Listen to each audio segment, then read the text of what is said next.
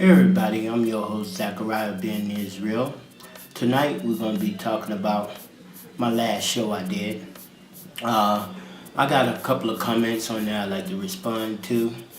I appreciate everybody coming on to my channel and checking me out.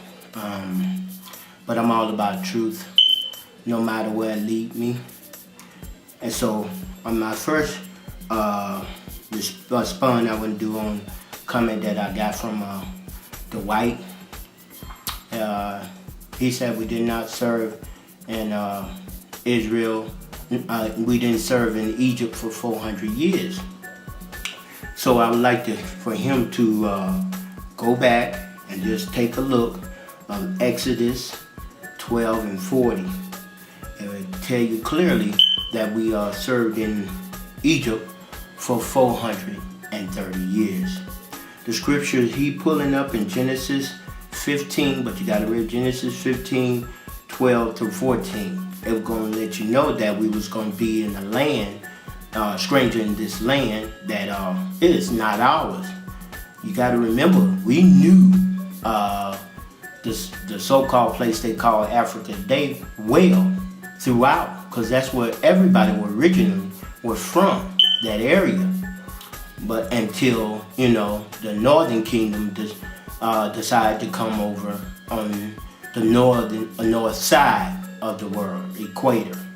So without further ado, I want to have the white to go back and just take a look at that, no pun intended. But now with my other comments that I had on my channel, it said Latinos and the Native American are not our people. And I go by what the scriptures say, not by my feelings, not by what somebody told me. It doesn't matter, how people look. And I'm gonna give you an example what I mean. Most people think we are African. So I got this book right here. It's a dictionary. It's called the Zondervan Compact Bible Dictionary. As you can see right here, Zondervan Compact Bible Dictionary. Now we're gonna go to page 213, and it's talk about Ham. And I'm gonna read it down at the very bottom on 213 under Ham. And I'm gonna read what it says. It said, Ham, the youngest son of Noah, born probably about 96 years before the flood, one of the 8 persons to live through the flood. He became the progenitor of the dark races. Get this, not the Negro, but who? But the Egyptians, the Ethiopians, the Libyans, and the Canaanites. Those are all so-called African tribes. That land wasn't called Africa anyway. It just gave you the name of the people who are of Ham. That land was called Ethiopia, Cush, Put, and so forth and so on. That land was only named after a general of a Caucasian person named Leoscippus Africanus, like they renamed the land of America, because that land was also called Ozark, but they called it America after a white person, Esau, called Amerigo Vespucius. So it don't really go by how someone look. And I'm gonna give you scriptures that you could go in, or you can go in and you can read it for yourself. Like I tell people all the time, don't take my word for anything. If you're really seeking for the truth, then you shall find it. But God tell you, seek and you shall find, if that's what you're really looking for. Because I'm going to give you some examples what I mean, what I'm talking about. Okay, this is what I'm getting ready to say. All the children of Israel, how you know a children of Israel, they must fit all the curses. Can't be one, can't be two. It must be all of them. And you find the curses in Deuteronomy chapter 28, 15 through 68. The Northern Kingdom, which are so-called Native Americans and Latinos, they went into slavery in 1492. They were conquered about Crystal Columbia, marigold beds, buges, and all this stuff. They put them in slave ship, took some of them to Spain. That's why the so-called Hispanic, they speak Spanish, and some of them were still left over here. They called them the Native American, and they was of dark complexion at first. But if you go in Hosea 7 and 8, in Hosea 7 and 8, chapter 7 verse 8, the Bible clearly tell you that Ephraim, which is the head tribe, will be your Puerto Ricans, and mixed himself amongst the people. Ephraim is like an unturned cake. That's just like an example. You got a pancake. You cook it on one side and then you don't cook it on the other side. How it's gonna look? See what I'm talking about? So when you go in, I'm gonna leave other scriptures that you can go in and you can see it for yourself. And I'm gonna give you another example. Say prime example. All the so-called Latinos, all the so-called Native American, and the so-called African American, all of them not Israelite. Let me give you an example. Example number one. Say me, I'm tribe of Judah, and I go lay down with a Moabite, which is a so-called Chinese woman, and I produce a child. Now the question is this: is that child an Israelite? Yes or no? The correct answer would be yes. It will be an Israelite. You got to understand that I am a seed. Just picture me as a seed. And the woman is the soil. Okay? She's the soil. Now I go and I didn't lie with a Judite woman. I went and lay with a Moabite woman. And I produce a child. They're going to look different. Is that child Israelite or not? Like I said before, yes. But now if you take that same scenario and take a Judite woman, which is a black woman, and she go lie with a Caucasian guy, which is a white guy, he says Esau, Edom, and they produce a child, is that child an Israelite or not? The answer would be no. Once again, it's because the soil is the woman and the seed is the man. Wherever he lay his seed is him. That's why you hear some guys say, that's my little shorty. That's my shorty right there. Because it's the seed of a man. Prime example, when a woman get to a certain age, she can't no more deliver a baby, have kids, unless it's a doctor or something these days try to induce her with one. But a man can be damn near 90 years old, just long his sperm bank is still moving. He can keep delivering more children, because it's his seed. That's why the Bible said Esau hid himself amongst the people. That's how they do it. That's why people complexion start looking a little bit different. And not only that, we start laying with them too. So you just can't go by color. So when the Bible clearly saying that in Revelation that the angels was going to be 12 angels and 12 gates, that why you think the angels are standing at the gate? They gonna know who Israelite and who's not, who righteous or not. And I'm gonna leave some scriptures in that way. God clearly tell you, let the wheat grow with the tares. What do that mean? The wheat is the Israelite and the tares are the other nations. So, because if you try to weed people out, you try to knock people out and say they're not Israelite, you tearing off the wheat. You end up destroying the Israelite. So that's why the angels are at the gate. So you got to understand that. You really truly have to understand that. And it ain't about a race issue, it's about a nationality. That's what it's all about. Who we are.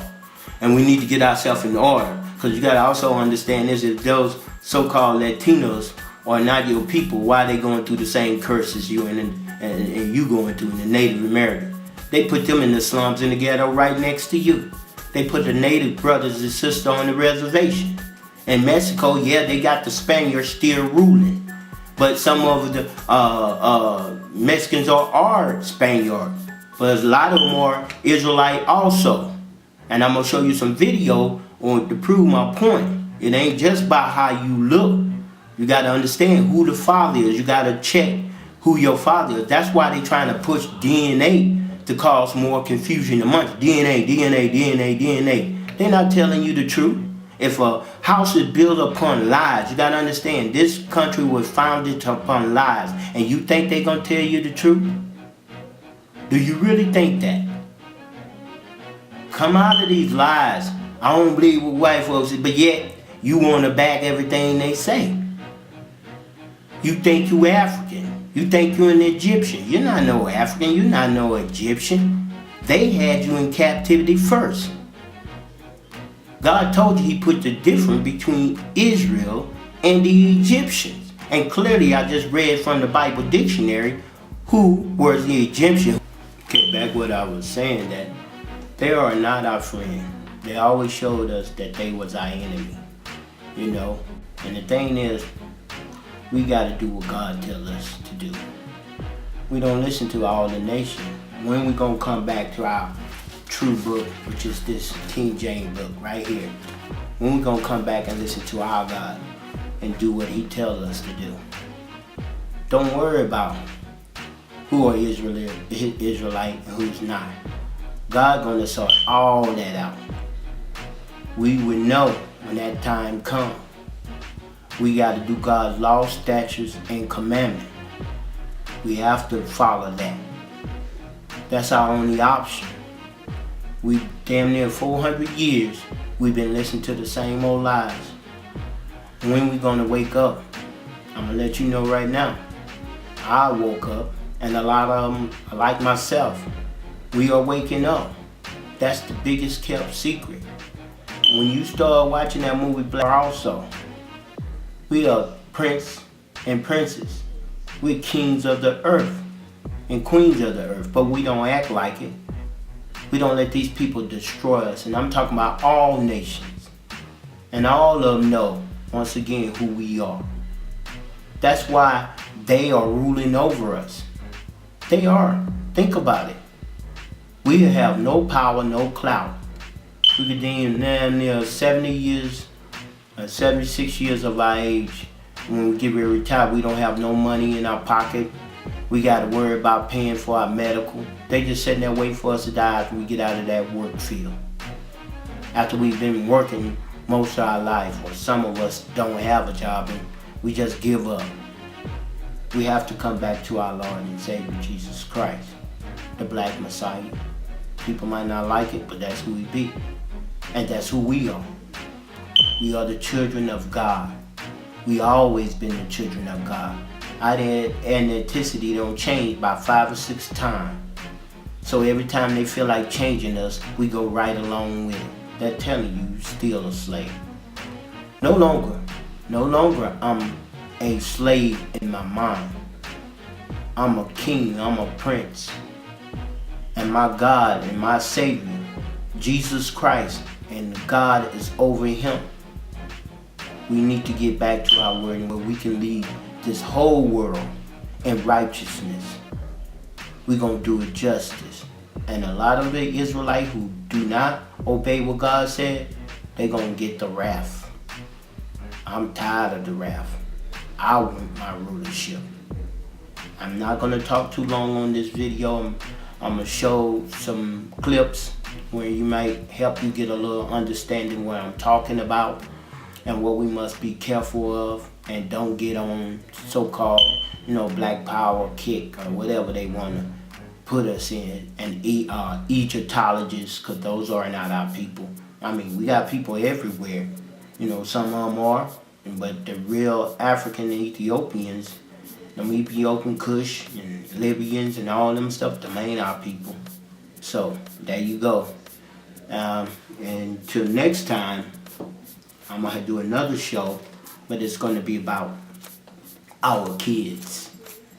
How we have to love them and stop hating on them and give them the truth.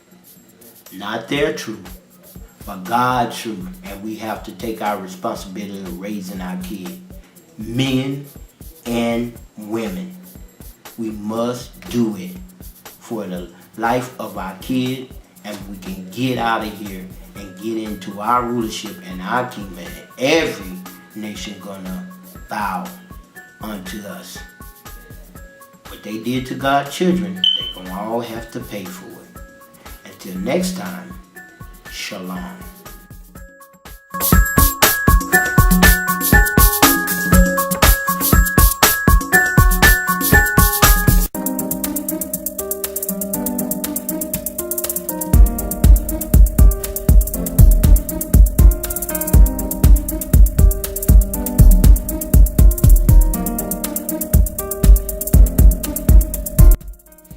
1960, David Wyrick. He's a guy who surveyed the Newark earthworks. He was digging into a mound near those earthworks, and he found a wooden coffin made of oak. They opened up the coffin and found a skeleton of a man holding a little box that was about 8.10 inches in size. The box had been cemented shut here. This, by the way, is sitting in Ohio. Well, he opened up the box and he found a little man inside, a little black stone. They took it to scholars and they looked at it. The man seems to be carrying something, and there's writing here at first they couldn't recognize. The writing is, they thought in 1860, some sort of Hebrew. Well, finally, about 20 years later, they found some rabbis living in the area, and the rabbis looked at that, and they could read it. They said it was an old kind of block Hebrew, and it was a rendition of the Ten Commandments. Now, this is another piece. Block Hebrew, they said they'd never seen anything like it. Mainstream archaeologists at the time called this a hoax. But then in 1900, or just about after 1900, in Israel, they found the same block-style Hebrew writing. Mainstream archaeologists still dismissed the findings. They found it in Israel, and they found it in Ohio. But there was another stone that they found that they couldn't argue. This is the Bat Creek stone. It was found during the course of an official Smithsonian evacuation. The Smithsonian didn't understand the meaning of the writing on the stone. They thought it was Cherokee, since it came from Cherokee country. They didn't realize that it's actually Hebrew. They had published this originally upside down.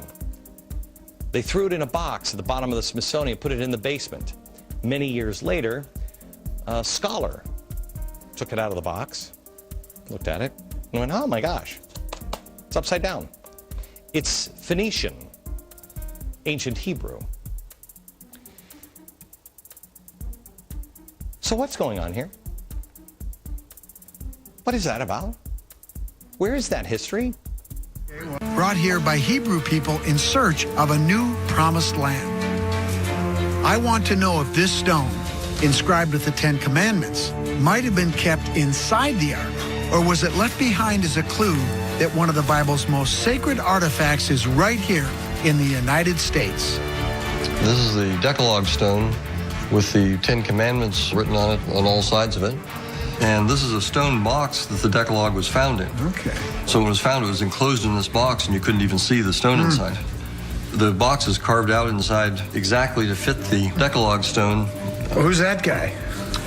Well, this figure here on the front that's wearing a robe and a turban and holding either tablets or a breastplate, and over his head in these Hebrew letters it says Moshe or Moses. Oh. So must be Moses. Okay, that's Moses, all right. Who delivered the Ten Commandments. Ten Commandments, okay.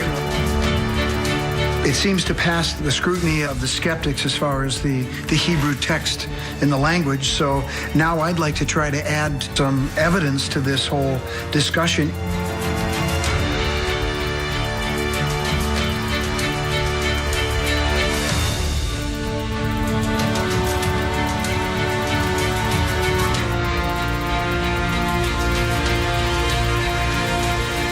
This thing is polished after it was carved. It's scratched like I would expect. Well, it fits snug. So the box in itself took an awful lot of work. I mean, if it was really a forgery, you wouldn't go to all that much trouble to make a box for it. So I think that speaks to its authenticity, that someone really this was very important to someone. This is a lot of work, and it's polished. It's got the detailing of the grooves. It wasn't made, as far as I can tell, from modern machinery. Geologically, I don't see any problems here that would make these things obvious hoaxes. So the skeptics have rejected this. Well, that's been a factor, but Hebrew is an odd thing to find here. The fact that it's odd doesn't mean that it's not genuine. What it boils down to is really the problem with these artifacts is that the academics don't like them because they don't fit the paradigm. And unfortunately for them, you can't dismiss things simply because you don't like them. Right. And so the evidence to me seems clear. There's no reason not to accept these as genuine, legitimate artifacts.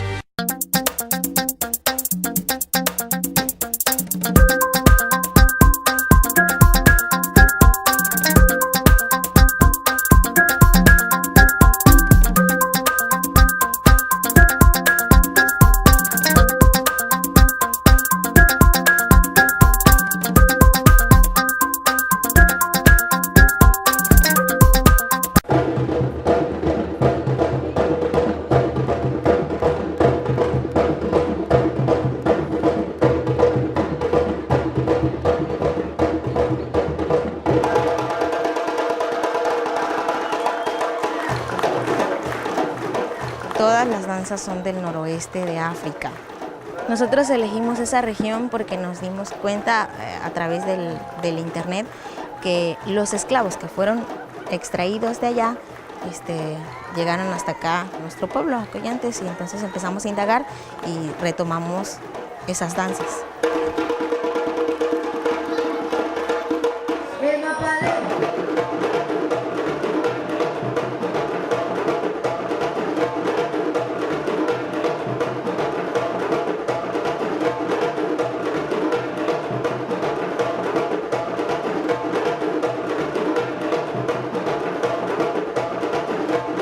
Seguimos bailando porque intentamos dar a conocer nuestra cultura y a través del baile nosotros pretendemos invitar, atraer a los jóvenes para que se unan a nosotros y así consolidar nuestra cultura, consolidar nuestra propia identidad como pueblo negro.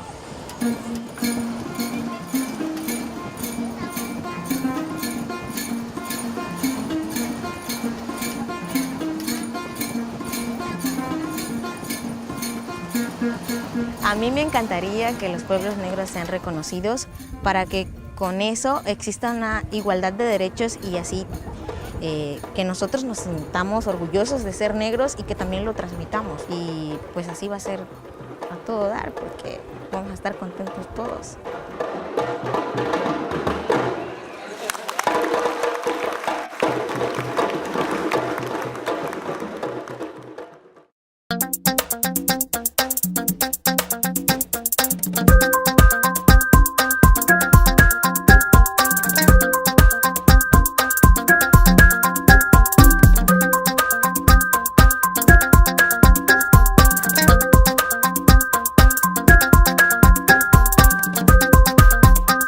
People of African descent go back hundreds of years in Mexico, but as a group, Afro-Mexicans are largely invisible. A 2015 census is changing that. CCTV's Frank Contreras has insight from Mexico's southern state of Oaxaca. Among Afro-Mexican communities here on the Pacific coast of Mexico's Oaxaca state, this dance is symbolic. Locals say the devils represent the growing power of African descendants in this part of Latin America. It's a history that's beginning to gain global attention. The presence of Africa here in Oaxaca state is one of the lesser-known aspects of the vast cultural diversity in this region, one of the most culturally diverse in all of Latin America. Last year, for the first time, the government conducted an interim census asking Mexicans, based on your culture, history, and traditions, do you consider yourself black, meaning Afro-Mexican or Afro-descendant? And nearly 1.4 million people responded, yes. Afro-Mexican communities exist here in Oaxaca state's Costa Chica region, the neighboring state of Guerrero, and Veracruz state, among others. An Afro-Mexican leader from Pinotepa Nacional says, as a nation, Mexico is much more than just a mixture of Spanish and indigenous people. We believe that the whole world should know that in the colonial era, Mexico was an entry point for African slaves. Our ancestors were forcibly brought here under slavery. But images of African descendants in Mexico rarely appear in public. The exception is this famous comic book character, Memín Penguin, which was created in the 1940s. Nicomedes Ramirez and her cousin, Castula Silva, grew up in these impoverished coastal communities. Ramirez says over the years, politicians have come with their election year promises to end poverty. They told us they would help, and they would bring us basic things we were lacking. All we had to do was ask, but so far, they have done nothing for us. I never went to school because when I was a girl, there was no school here. We had to go to another community, and my parents, may they rest in peace, told me I could not go, so I never studied. Afro-Mexican communities are almost completely separated from the rest of Mexico, and very few outsiders ever come here for a first-hand look at their most well-known traditions, like this dance known as a chilena, or this one depicting a charging bull. Mexico's national constitution is the only one in Latin America that does not specifically mention the existence of citizens of African descent. Afro-Mexican authorities say they're planning to take legal action and change the Constitution so that it includes them. By having no presence in the Mexican Constitution, there is no public policy that protects our rights and necessities. We, as Afro-Mexicans, like many indigenous Mexicans, live in regions of extreme marginalization. Constitutional recognition would finally give them access to medical services, educational grants, and Social Security benefits. For now, Afro-Mexicans, whose descendants came from places like Kenya, the Congo, and later the Caribbean, still do not enjoy these basic rights. Frank Contreras, CCTV, on the Costa Chica in Mexico's southern state of Oaxaca.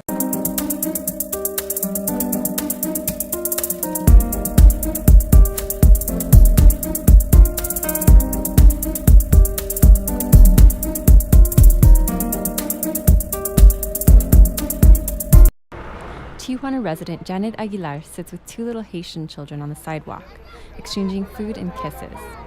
She remembers when she first saw the large crowds of Haitian and African migrants on the streets. It was unusual. Only about 1% of Mexico's population is black. Aguilar went online to find out what was happening and realized the migrants were coming from countries with political and economic crises. She wanted to help. We come every day with them. We bring them candy, food, work with them a little while. Yesterday they braided my whole head of hair. The streets of Tijuana have long been filled with migrants heading to the U.S., mostly from southern Mexico and Central America. Those migrants are often shunned by the locals, forced to live out of sight in sewers. Aguilar says it's different with the migrants from Haiti and Africa. They're always happy, always smiling. They're always having fun. She's not the only one who feels this way. All day, Tijuana residents stop by the migrant shelters where the Haitians and Africans congregate. They give away clothes. They drop off snacks like sandwiches and sports drinks. They cook full meals. Some of the Mexican and Central American migrants who live on the streets